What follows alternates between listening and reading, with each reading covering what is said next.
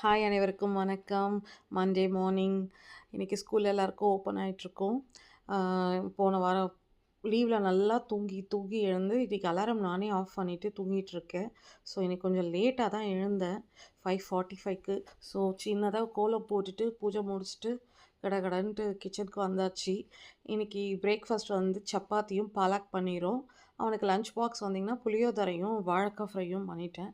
So அவனுக்கு மட்டும் இப்போ போட்டுட்டு சப்பாத்தி போட்டுட்டு அவனுக்கு ஊட்டி விட்டுட்டேன்.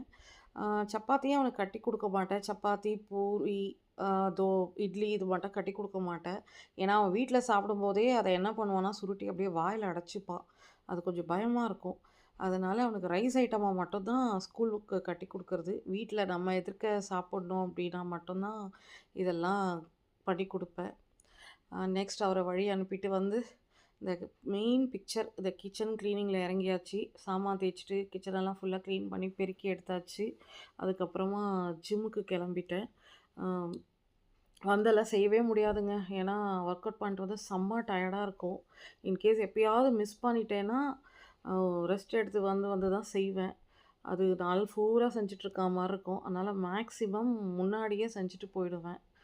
இன்னைக்கு கொஞ்சம் மைல்டு ஒர்க் அவுட் தான். ஏன்னா, போன வாரம் ஃபுல்லா எனக்கு காய்ச்சல், கோல்டு, காஃப் அதனால போகவே இல்ல ஜிம்முக்கு.